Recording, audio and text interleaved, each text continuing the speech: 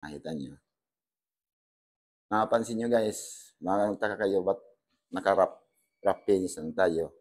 Yan yung bagong policy nila dito.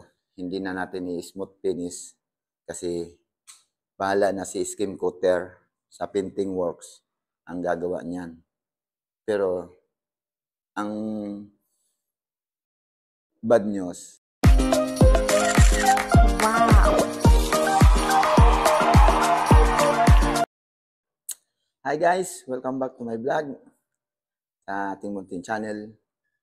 Happy New Year pala at first day ng 2025.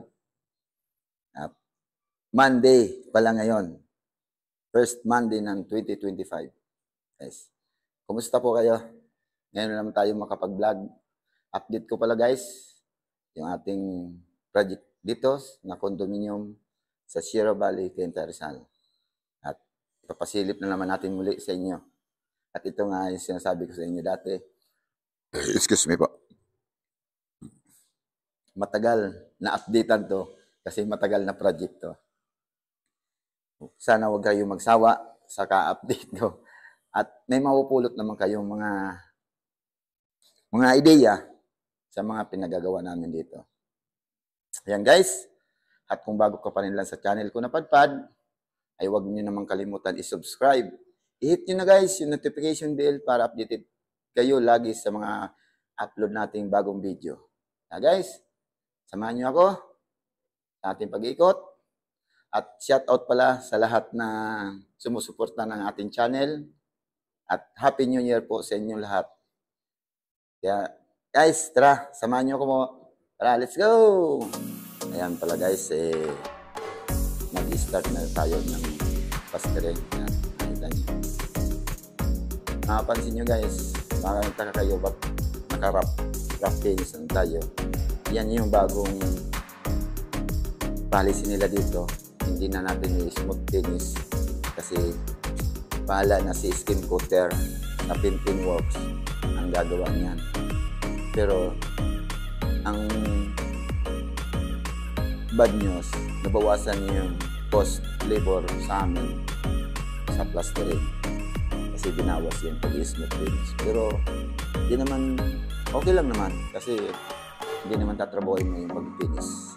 Kaya yan guys, yung dito sa inyo, nag-plastering na tayo dito. Ayan, dito tayo. Dito hallway.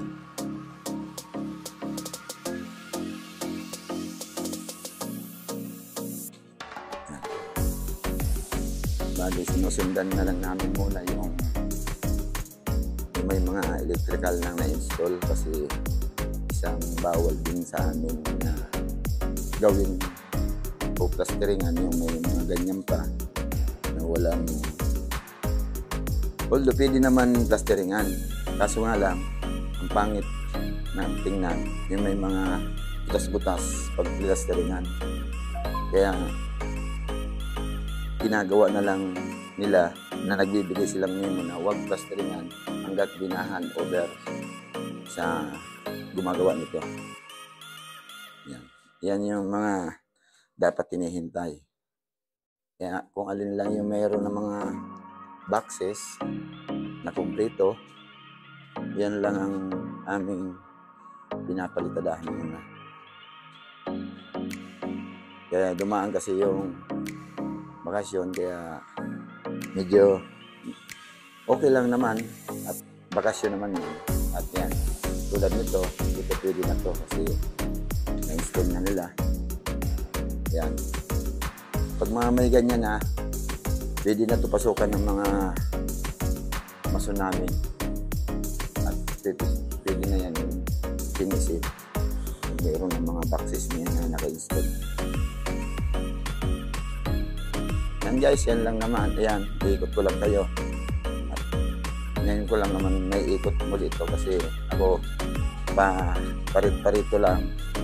May isa rin tayong maliit na project sa Bataan.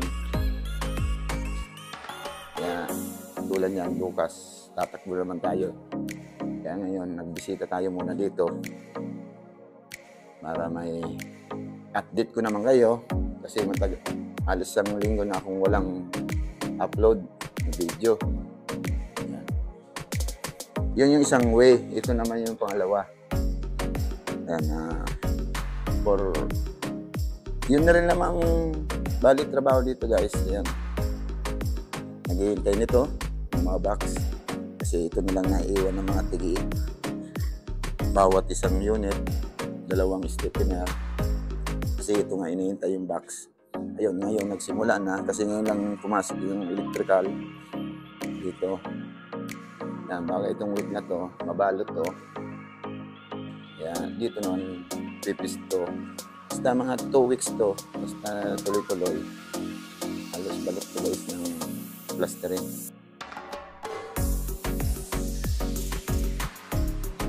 Yan.